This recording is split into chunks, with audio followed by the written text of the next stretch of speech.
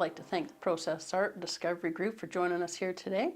And I'd just like to let you know that we're going to be having some fun with the winter scene and a monochromatic kind of feel. But yeah, thanks for joining me today. Okay, so we're going to be working on a piece of YUPO paper here today. And with this paper here, we're going to love it because it has the non-porous side that we work with. So basically we're going to be putting down a bunch of loose ink. We're going to be putting a little bit of alcohol blending solution in the background. We're going to be adding a variety of different blues. And as we work with this, we're going to build in some trees and some landscape and show you how to do a few different trees. All right, so what we're going to do to start is I like starting on a bit of a wet background just to keep everything moving. So we're just going to be putting some of our blending solution down, not too much, just enough so we can keep everything moving. And then at the top, I'm going to start with an indigo. Now, indigo can go a little bit to the purple side of blues, but we're going to use it in our sky just to kind of create some dimension here. Then I'm going to come in with a bit of denim, and we're going to work that down below that. And I'm not putting a whole lot of ink, but I'm putting enough that it's showing up. You can see what's happening here. I'm going to go in with a little bit of pool because we want some dimension and we just don't want that sky being too dark. And then we're going to come into our sailboat, kind of taper the color down a little bit. And also in this one here today, we're going to be using a mixative. And with the mixatives, the white snow cap is a very interesting one. It does lots of different things, but again, it's a mixative, so you got to make sure you hear those little ballies rolling around in there. And with this here, we're just going to slightly tilt. And all we're trying to do here is just get the colors to blend and merge together. And we can also take our brush. Sometimes I like using the bigger ones just to kind of get more of a full sweep. And you can take those colors and push them around. Or you can just let them kind of show you what they're going to do. But sometimes I like to kind of pull them to the edges. And just smooth them around a little bit. And you can see the colors just kind of show you what they want to do. So I'm just dragging my brush around. Now if you feel like you're getting too much of one color in an area, you can always go in with your blending solution and lighten that up. And if you got too much ink, you can just push it right off the edge. So you can see this is still pretty wet. We got some of that indigo at the top here getting pushed around by some of the alcohol. So we're just going to kind of blend it in a little bit more. And anywhere those colors are kind of piling up on each other, we're just going to move them out. All right. So I'm going to come back in with some more sailboat. Add that into the bottom. And we're going to bring in a little bit more pool. And at this point, I'm not really getting too serious about anything. I'm just adding color just to fill my background. And then once I fill my background, that's when we're going to start deciding how we're going to lay this land out, where we want everything to show up. And I'm going to show you a few different types of trees today. So, you know, I'm a tree lover. If you've been here visiting me before, you know I love my trees. And used to be a little joke going, yeah, that I was going to branch out. And I was like, okay. So I did branch out after that because I got a bit of a complex, let's say, on the tree thing. But I always go back to them because I really do love just creating them. All right.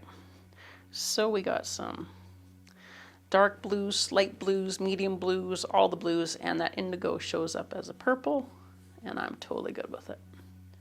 All right, so here's our winter background that we're starting with. I'm just bringing some of that purple down, that indigo actually, to the bottom here. And just got a little bit of a thing happening there, so we're just going to blend that in. Okay. And I'm pretty satisfied with that background. It's still pretty wet, so I can still pull my colors. Oh, and if you get any little dust pieces, just pick them up with your brush and just wipe off on your paper towel or whatever you're using if you got a cloth. Okay, so right now it just looks like, yeah, we smeared some colors around, and all we're just trying to do is we're going to be adding and lifting colors. Okay, so I'm going to say that we're going to have some evergreens in here. We're probably going to have a little birch tree, and what else? Just a normal tree. And we might not put them all in, but we'll see how it goes. All right, so I'm going to set the big guy down, and I'm going to come over to one of my smaller brushes. and just get the color that's already in there out. And with this, you can just kind of start deciding, like, how does this want to play out? Where do you want your trees? So when I'm working on a evergreen tree, I just say to myself, okay, so there's always the center, and you're going to see that it's going to start blooming pretty quick. And the reason for that is because that background area there is still wet. So I'm just going to dry off my brush. And with my evergreens, I just kind of start with a base, and I just kind of tap right to left. And you don't want your trees too symmetrical. You definitely want some symmetry. But you want to just kind of look in nature. Some have broken branches, some have, you know, half sides that aren't growing. And this is a way that you can just start to put your trees in without having to, you know, put too much thought into it at this point. So just pick up a little bit of your alcohol and then say, okay. And I think we're going to have these guys on a bit of a snow hill here. So this is going to kind of come down. So I'm just kind of like laying out the land a little bit is what I'd say. And maybe up here we've got another kind of snowy slope. And it's going to come down to this slope. All right, so all I'm doing is just lifting out some of that ink that's on the background.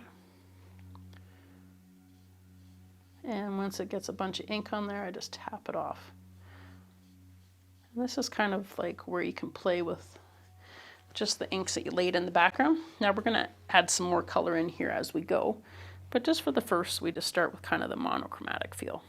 So this here could be like a little melting path coming down. And we can even put like, well, we're going to say this is going to be a pond here. So we just kind of sketch it in like you kind of just laying a spot for it. So we're just kind of almost like if you were outlining a picture or sketching in it's kind of just the initial phase of where we're going with this. Okay. And so with that being said, that this is going to be my water, a little pond here where it might not froze up just quite yet. So I'll just give a little texture in there as we're moving stuff around. Okay. And then I'm going to come in and put some more evergreens in here. So I think we're going to have one up on the top of the hill, maybe even a few. And now as things are further away from us, there's less detail. So that's how we give that illusion of they're not right there. So I think we're going to go for 3 of these guys here. And again, I'm just lifting out and cleaning off my brush. And then we're just going to start the tap to side to side. There's not a lot of alcohol on my brush right now. She's pretty dry, but there's enough that I can kind of give myself a little bit of an outline here. Okay. And I'm going to get a little bit more, tap her down, and just start tapping right to left. And you want to just kind of not go in the same spots over and over. You just want to kind of go off to the right, go back to the left. Kind of just a little bit of a tapping motion. You can always come back in and add some more branches. And I never really try to duplicate a picture. A lot of times you'll find with alcohol inks you can only get so close. You can definitely try to recreate stuff, but you'll never get an exact replica unless you're taking a print. Okay, so I got 3 little trees sitting up on the hill. I've got my other big evergreen over here, and I think we're gonna pop in one more just right up here. Okay, and I'll just put he's gonna be a little bit taller. All right, and again, I'm just gonna tap side to side. And at first you don't think that the alcohol's even doing anything, and then you look back and you see that it's lifting the colors out. And then I just say, okay, need to be a little bigger here.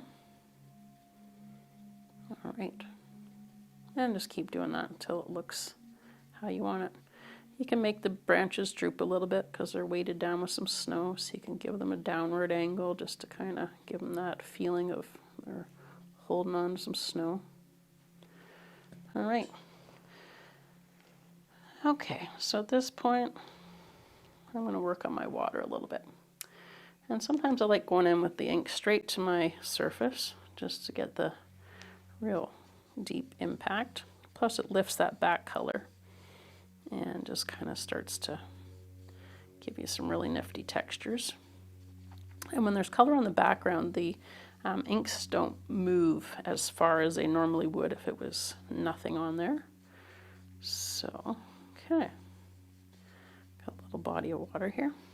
Okay, so I think now I'm going to add us a little tree, just like a normal leaf tree here.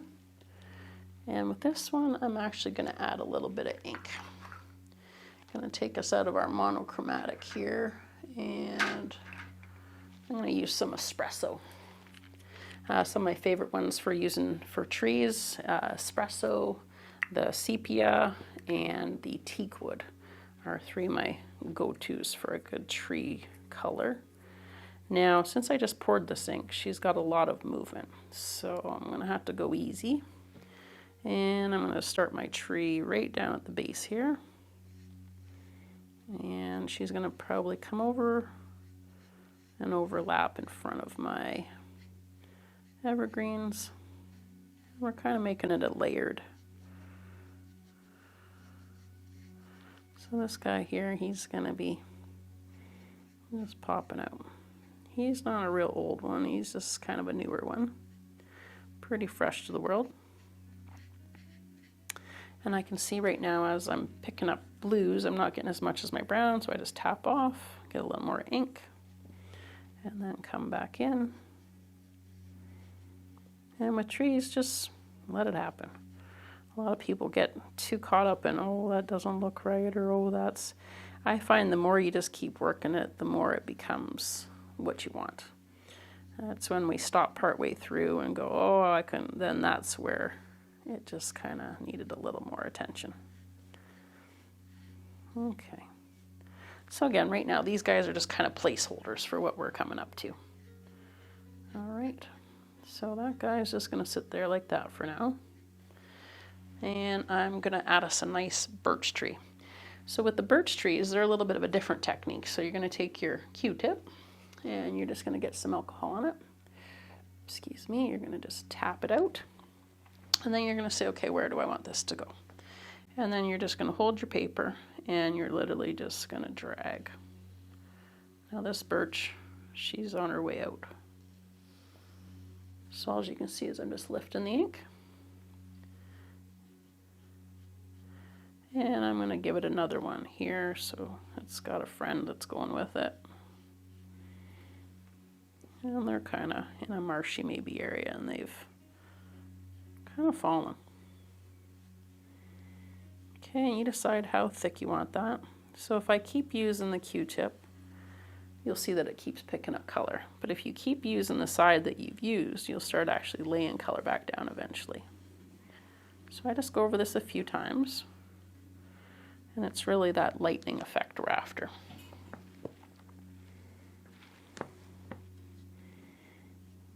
Okay, so just keep going over it until you got the desired size you like. And this is a real handy technique. You can literally just lift out the color. Now, if I was working on a tile, this would have taken it right back to the pure white or whatever color of the tile. But since this is the paper, it holds a little bit of the ink still, which is totally fine because gives us that nice kind of lighting of winter. All right, and we're going to give it a little branch out here, and maybe a little one up over there, and then this guy here needs a little bit of a branch there. All right, so again, that's not done. That's just my placeholder for that. So now what I found when I was working on my trees, they look nice like this, but they kind of like blended in a little too much. So first off, we're going to go in with some of our mixative, which is our snow cap. And this guy here, I'm going to put into a little cup. And you can see it's almost like a paint. And then we're going to take our little microfiber brush, and we're just going to give it a little wash. And actually, I think we're going to get a fresh one for that since it's got some pink on there, because that would have added to our white. And with this here, you're just going to put a little tiny bit on, and you can just start putting some snow on your branches. Now what happens with the snow cap is it'll start to pick up a little bit of the color that it's on top of, and that's perfectly fine because it kind of looks a little more natural when that happens. And you just kind of work it like you got some little snow sitting on your branches. And it kind of sits on top, and it actually gets a little bit shiny after it dries. And there's lots of cool things you can do with the snow cap. Okay. Got a little more there than I'd like, so we're just going to spread that out a little bit.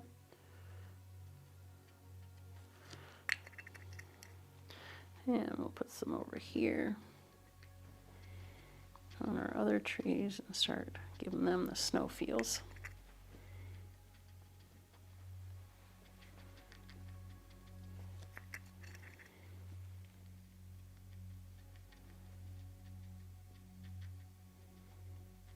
And you can just take your branches down, make them look like they're drooping with the weight of the snow.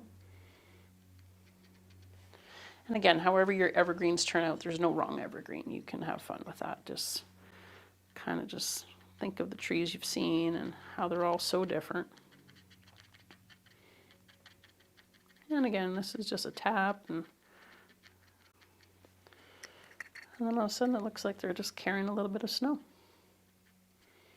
And so that's a nice thing about working on a simplified background. You can just kind of add it. All right. So now we're going to work a little bit more on our texture of our foreground here. And we're going to pick up a little bit of alcohol. All right. So I want to kind of make this so that my slope is a little more predominant. And then it looks like we've got some downward movement. And I think the other thing I need to add in is a moon, so we can kind of put a point of light. And so all we're doing here is just moving that background color, lightening it up. Just making it look like we've got a slope. So as you just pull your brush down, you get those kind of feeling of we got a hill.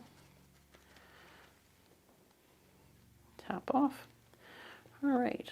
And over here it was going to be kind of like a bit of a path down to our pond. And we'll give a little bit of texture in here. Okay. All right, so I think we're going to go in and add a bit of a moon. So I still have a little bit of color on here, but that's okay. So I'm just going to start with a point of touch. And then I just kind of spiral out from that point forward just to kind of say, okay, how big are we going? Definitely bigger.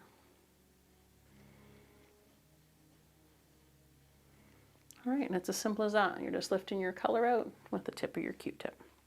Now, if you find it's not really lifting, it's just because you have probably enough color on there that maybe you need a new Q-tip. And we're going to make this a full moon, of course, just so we get all that nice glow. And we can even go in here and add some of our snow cap to make it really pop.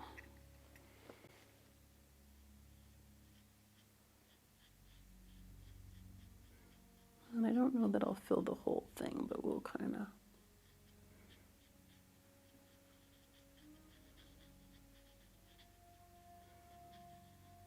of... Okay. All right. Now the one thing I like to do with the birch tree is I have some markers. And with my markers, there was one in particular. So this here is a Pigma FB, which I really just don't know much about it, but all I know is I like it. So now with our little birch tree, it's a pretty simple process. You're just going to kind of add in some texture. You're going to add in those little black dashes that you always see them, and we're going to kind of outline the tree so it gives a little bit of shadow. So I just go on the outside of where the shadow is, and I just kind of gently follow that up. And then I always say it's kind of like these little scratch and hatch marks. And some from the edge. Add a little bit of shadow there. And follow it up both sides. Nothing too serious. And then all of a sudden you got a bit of a birch tree jumping out. Okay, we're going to just do those little scratch and hatch. Many as little as you like. These guys are on their way out, so they got some lean to them. Okay.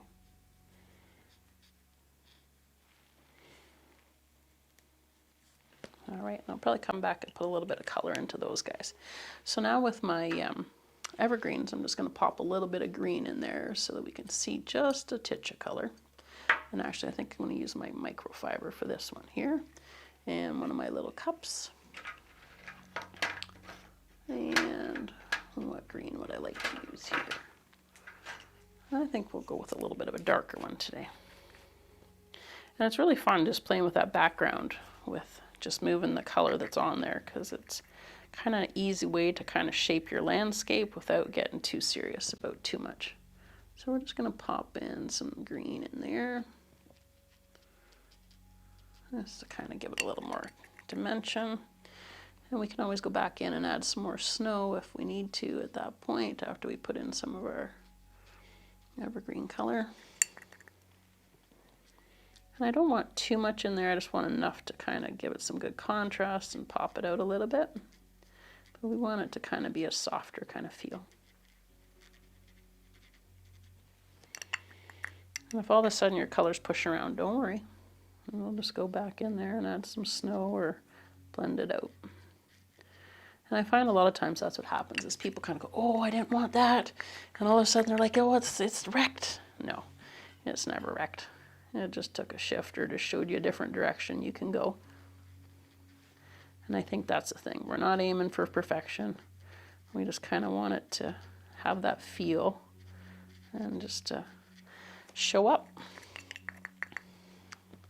And it's really fun when you have that background color, because then you always see how you get the different colors from just popping on a bit of color. And again, there's not a serious structure to these trees. It's just a lot of tapping and dabbing and just kind of back and forth, and adding layers. So what I've learned with the inks is that the layers are really what give you the feel of realism. It gives you that depth. Without it, I find, yeah, it's a little flat. So you just have to kind of keep going. And I always say to people, it's, for me, they're like, well, how do you know when a picture's finished? It's a feeling. It's literally a feeling. I kind of sit there and I'll give it a couple looks, and then all of a sudden I'll be like, yep, it's done. So it's not really a logical process for me. It's more just a, let's just see how that feels. All right, so we got our trees, we got our moon, we got our birch, and now we're going to work on this other tree here in our pond. So up front here, I'm going to do a little bit of a flow, kind of get some more of this lay of this land here. Maybe we got another little slope here coming down.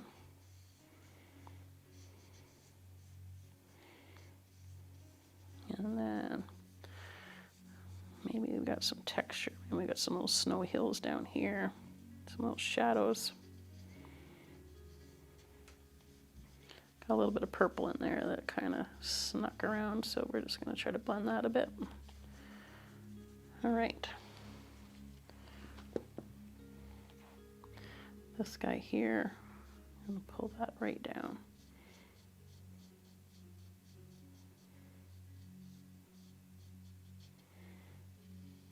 And this is kind of like a little path, I guess we could make it into here, where you come down to go for a little skeet. Okay.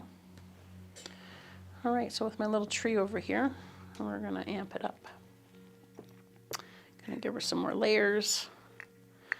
Going to give her some little snow on her branches here. Give her some little roots that are reaching out.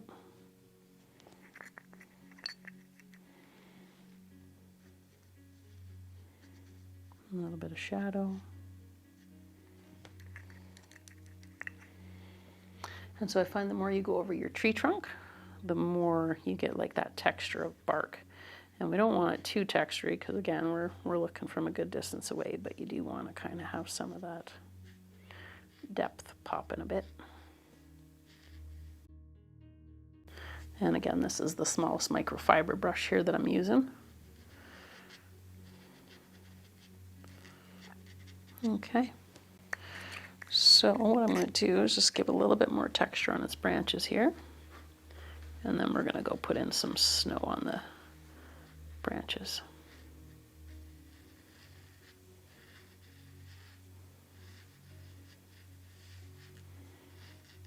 Okay.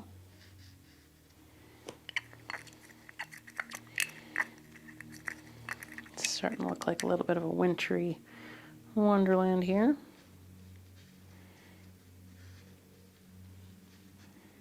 Okay, so on those trees, you're just going to start at the base and just follow your tree up.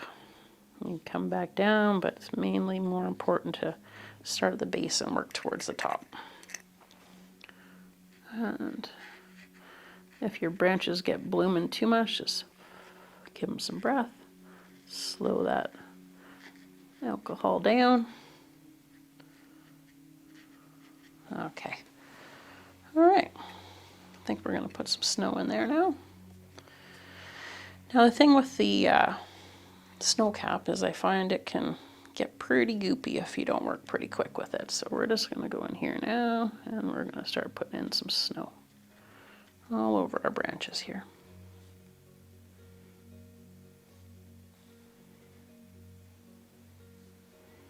You know, just kind of where it would collect. And this snow happened a few days ago. It wasn't just, or we could make it that it's snowing right now if we wanted. Maybe that's what we'll do. Just make it so it's snowing right now. Okay, so anywhere that snow can land and just find a little place to rest, we're going to do it. And a little bit on its base.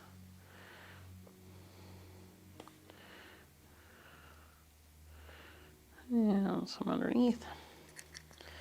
We should probably put some snow around our, so maybe it's freezing up and it's got a little bit of extra snow accumulating around the edges here. And this little guy here needs some snow.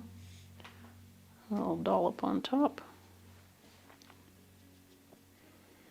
Okay. Can't forget the birch tree. Get some snow on her. And just those little bits of snow just kind of really create a lot of interest. Okay. Now my moon's looking like it needs a little attention here, so we're gonna kind of see if we can't level it up a little.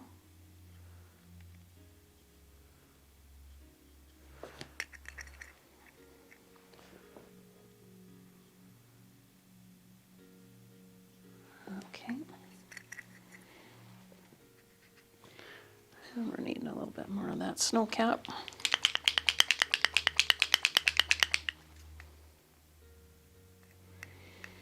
All right, a couple more drops of that in there. A little goes a long way with these inks. That's the one other thing that I love about these is one of these little bottles costs you about $5 to $7, depending where you get them nowadays. And I'll tell you, they can last. You know, if you love the color and you use it all the time, of course, you're going to go through it a lot quicker. But if you're working with a good variety of colors, you'll find that you can really make those colors go a long distance. That guy is getting some good snow action. No snow there. All right. Give some highlights here where the moon's hitting. And I think we need to add a little bit more as we go up. And maybe some.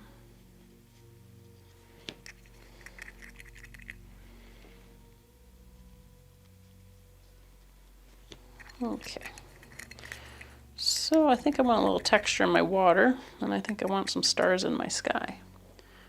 So I think we're going to keep going. And there's two ways to create some stars. You can just take your little microfiber guy and do some dabbing. We're going to get this guy cleaned off here. And they clean off really good, and they're almost as good as new at that point. So we're going to go in, and we're going to start just with some alcohol, and I might follow it with some white. And I'm just going to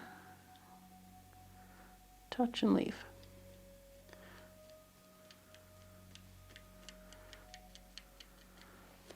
And it takes a little bit for you to see them. And these could even look like little snowflakes falling. Depends how you want to go with this.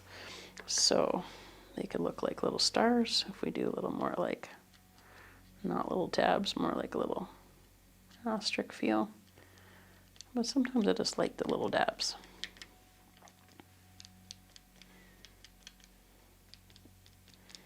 And we could always make like a little North Star.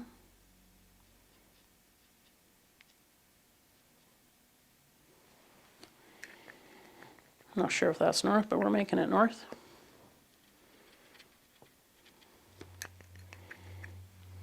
Adding a little more snow. And I think I'm even just going to see how that feels when we just start doing a little dab dab with that. Yeah, it's snowing. It had to happen. So we're just going to take it, just do lightly little dabs in there with our small little one, and literally as light as you can touch, just start touching down. And we're making it like this winter snow is just starting to fall. She's coming out of the sky here. That's happening. It's not happening yet here in Kelowna. I'm okay with that. But I'm sure it's coming soon. Okay. Now I can always go back in here. The beautiful thing with the alcohol inks is you're never really done until you seal it. So at this point I can say, okay, is that good? Do I want some more texture?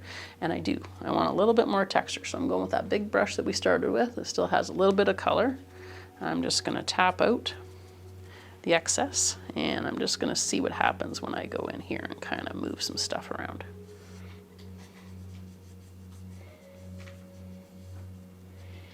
Okay. And I think we're just going to kind of finish off this piece by adding a little more texture over on the hillside here. And then I feel like we've pretty much achieved the winter scene. So again, however you want to do it, there's no wrong. Whatever trees you like, put them in. Whatever trees you don't like, you don't have to go there. So if you don't want to do an evergreen, that's perfectly fine. If you like the birch, you can do a whole scene of birches. You can do the leaf trees. It's totally personal preference. I like to just show a different variety of each so that if you're not really into doing one or the other, you got some choices there to make. All right. And I think just a little dab of green for this one tree here. I missed its base. This was my big guy and I stopped him up on the hill. So we'll just bring him down on the hilltop here. And that's it. You can change it anytime. Come back tomorrow and you say, oh, that's not quite what I was after. Then you can just go back to work. The only time it's a done is when you actually seal it, and that's with the camera acrylon. So that's our sealant. And once you use that, that picture's a permanent. But until then, you can come back and keep on playing. All right. So that's it for my winter wonderland. I hope you enjoyed that. And if you have any questions or comments, please feel free to ask. I love to help and share information. And wishing you all the best in the new year. Thank you so much. If you like what you've seen here today, I would like you to like and subscribe and come back and join us again.